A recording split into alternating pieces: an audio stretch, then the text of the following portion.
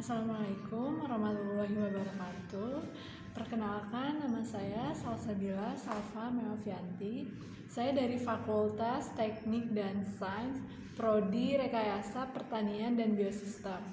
Di sini saya akan menjelaskan tentang sejarah lahirnya bahasa Indonesia. Bahasa Indonesia adalah bahasa nasional di negara Indonesia.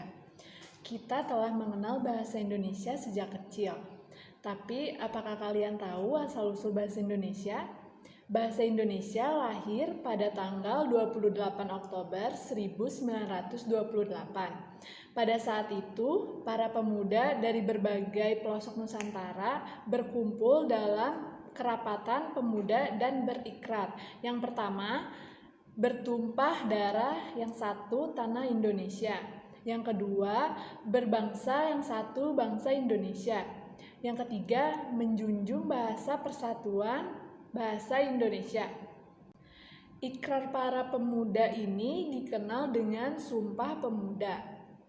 Keputusan Kongres Bahasa Indonesia II tahun 1954 di Medan adalah menyatakan bahwa bahasa Indonesia berasal dari bahasa Melayu. Indonesia tumbuh dan berkembang dari bahasa Melayu yang sejak zaman dulu sudah dipergunakan sebagai bahasa perhubungan, bukan hanya di Kepulauan Nusantara, melainkan juga hampir di seluruh Asia Tenggara. Perkembangan bahasa Melayu di wilayah Nusantara mempengaruhi dan mendorong tumbuhnya rasa persaudaraan dan persatuan bangsa Indonesia dan lapisan masyarakat Indonesia, baik di tingkat pusat maupun daerah.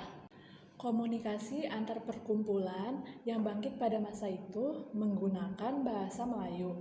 Para pemuda Indonesia yang bergabung dalam perkumpulan pergerakan secara sadar mengangkat bahasa Melayu menjadi bahasa Indonesia yang menjadi bahasa persatuan untuk seluruh bangsa Indonesia. Kebangkitan nasional telah mendorong perkembangan bahasa Indonesia dengan pesat. Peranan kegiatan politik, perdagangan, dan persuratkabaran dan majalah sangat besar dalam memodernkan bahasa Indonesia.